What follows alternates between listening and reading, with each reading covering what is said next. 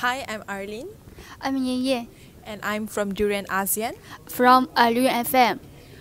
Together with us is Dr. Leonard DeVries. He is, of course, the organizer of today's conference, ASEAN Integration 2015.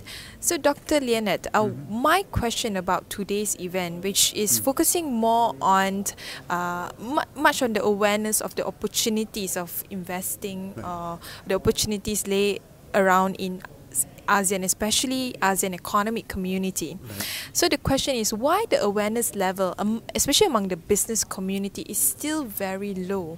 Yeah. And Malaysia has been the chairman for the past 6 months, but it doesn't seem to that the business community has picked up on the opportunity and benefits of ASEAN economic community. Yeah, there are many reasons for this. You can't sort of pinpoint and say just one particular reason. But one very important reason is the fact that in the area of business, the focus really in most countries, including Malaysia, is on in terms of these multinational companies. The focus is on multinational companies and not on the small, medium. And if you do that, then the knowledge of ASEAN and the opportunities of ASEAN is only confined to the multinational companies, But the small to medium-sized industries don't get that kind of knowledge and awareness. And this has a tremendous effect on the question that you are raising. Why? Because in terms of small business in the region, they make up between 35 and 40% of the GDP comes from that, up to 45. That is a very significant number in terms of economics. And so it addressed that issue. We've got to focus more on the small and medium. And I'm so pleased to note that ASEAN this year is putting a lot of emphasis on the small medium. That's one reason. The other reason is more general.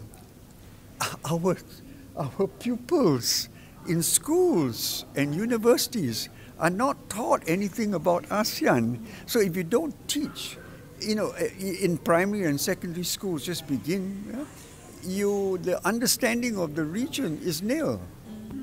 You see, so that plays a very important part. So my suggestion is for the region, focus on our schools, focus on our primary schools and giving them the right kind of messages, for our people. For this event, you see there are three key messages. The first is people ASEAN. The second is thinking ASEAN. The third is doing business. So what kind of link between them? The link between, you're right, you picked out the three that I put a focus. One is the people ASEAN, the other one is think ASEAN, and the third is go business. And they're all related, you see.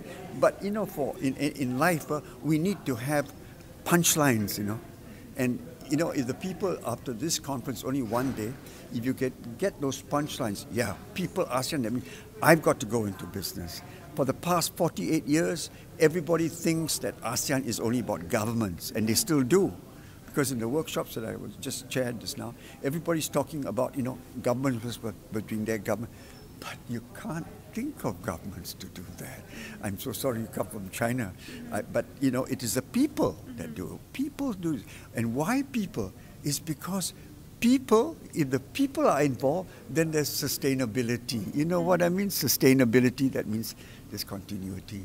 Government servants who are very interested in ASEAN today, tomorrow they are in another position, so they lose interest. You know what I mean? So the people must get interested. And number two is to think ASEAN. That's what we do. You got to look in terms of my business, not only in Malaysia, but in ASEAN. And by ASEAN of course got 9 countries. No, I'm not saying that. What you do is you think of Malaysia and then you move into one other ASEAN country. That's what I mean. And the other one is go business. Come on, if you're in Asia, whether you like it or not, we got to find work for our people. You know what I mean?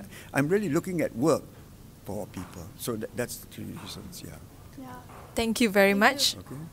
Thank you. Thank Okay. you for interview.